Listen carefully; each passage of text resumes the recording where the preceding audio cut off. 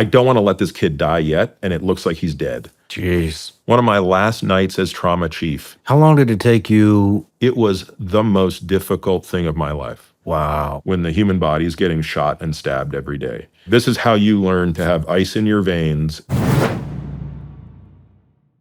And then you pick a place to go and do surgery. And I wanted to go to the best place that was the most hardcore place.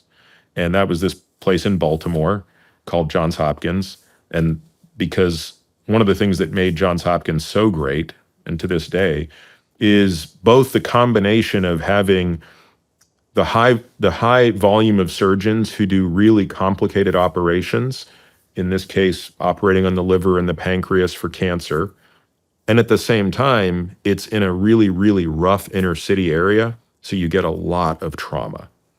And as perhaps grotesque as it sounds, it's really important for surgeons to train in trauma areas because you learn so much about how to fix the human body when the human body is getting shot and stabbed every day. And at a place like Hopkins, I think at the time I was there, it averaged 16 penetrating traumas a day. Wow. So if you now think about that, I'm on call every third night for trauma. Wow. So now think about how many stab wounds and gunshot wounds you're taking care of. You're really, you know, this is how you learn to have ice in your veins, and you're unemotional about it. It's like, what's coming in? What do we need to do? How do we stabilize this patient? Can we fix him? Let's go. And so again, you don't get that experience at all the hospitals, right? But people who, you know, will pick programs that really emphasize in that are going to go there. So I went there and really honestly just had a very special experience. I mean, really can't say anything negative about the place I was at, right? This wasn't like, I had amazing mentors there. The surgeons at Hopkins were legends. My co-residents were incredible. I mean, I'm sure it's like what you feel like being in the SEALs. Like you are with the best of the best. It's the best 1% of the best 1% that all came to this place, not because Baltimore's a pretty city, but because this is the best training we're going to do. And but I became really frustrated with the fact that I did not feel like I was moving the needle one bit. And I felt like everything I did was a day late and $1 short, and it just didn't matter. And that meant I felt like it didn't matter on the cancer side. Like you could do the most perfect operation on somebody to remove the cancer, but you didn't get every cell out because you couldn't. You know, they were still going to die 18 months later. And sometimes even on the trauma side, it would be really tragic. You would use 60 units of blood and operate for 8 hours to save somebody. And then the next month, the guy would be out there and get shot in the head. Jeez. You know, you would see this. You would see this from time to time where, so I just felt very frustrated. And I just thought the system didn't make sense to me. I was newly married at the time. And my wife said incredibly wisely, she's like, look, we've only been married for a year. I've only known you for 4 years, but you don't strike me as a person who can live in this state. Meaning, only two things are sustainable. You either need to fix the system that we're in. So you have all these complaints and grievances about why the medical system isn't right. You should fix it, or you should leave it. But if you sit here and just keep bitching about it, your life is over. And, I spent the next 6 months thinking about what she said and then just decided to leave. How long did it take you to kind of cut your emotions off from all that trauma that you were experiencing with your patients? You mean the actual trauma cases? Mm-hmm. I'm talking about, when someone comes gunshot, stab. I mean, sometimes never. I had some pretty bad failures. I'll tell you this, one of my last nights as trauma chief. So I left on June 30th. The residency year runs July 1st to June 30th. So even though I decided to leave by March, I stuck around for the last 3 months. So I remember it was April 14th, meaning I've got 6 weeks left in all of my medical training at that point in time. And I was the trauma chief that night for pediatric trauma. And we get a call. It's early in the evening. It's like 7 o'clock at night, MVA, motor vehicle accident. But no vital signs in one of the two. So it's two, I don't know anything other than it's two kids driving, and one of them seems totally fine. One of them's got no vitals. The one that's got no vitals is coming to my trauma bay.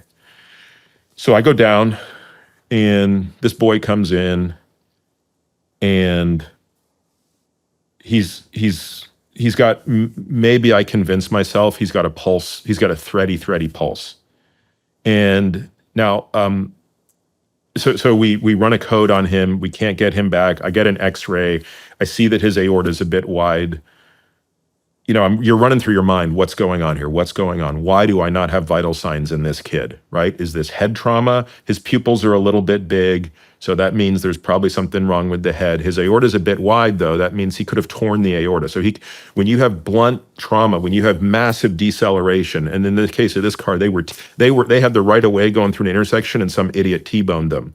So massive deceleration can shear the aorta, so he could be literally bleeding into his aorta. So I have to make a decision. Do I open this guy's chest to try to figure out what's going on? Which, by the way, is not the answer. But like I don't want to let this kid die yet, and it looks like he's dead. So I keep running the code. We keep pumping more epinephrine into him. We keep doing everything, and everybody's kind of like, it's my job to call the code to say time of death, call it over, and I just can't bring myself to do it. I'm like, no, we got to keep going. I'm just feeling this overwhelming sense of sadness. And we finally call the code. And it's very unusual. Normally you walk out as quickly as possible because they have to get the body out, because you have to make room for the next trauma to come in. You don't know when the next one's coming in. So you can't have that. You can't have too much time with a body just sitting there. So they have to cover the body up, get it out, clean the floor off. And there's a mess everywhere. We've put 1 million central lines in him at this point. There's needles, blood everywhere. And I remember leaving the trauma bay and going into the stairwell and just completely breaking down, which was very unusual, right? Normally you just don't even think about it. But I was absolutely, I couldn't put myself together. And then the nurse came and said, hey, can you go talk to the mom? And I was like, yeah. So now the mom and all the relatives are in a room. They only know that turns out I realized these are two brothers. The victim, who was in the passenger seat, is 14. The brother was 17. He's fine, by the way. He doesn't have a scratch on him. And the mom just knows your boys were in a car accident. And I go and tell her what's going on. And I mean, it was the most difficult thing of my life.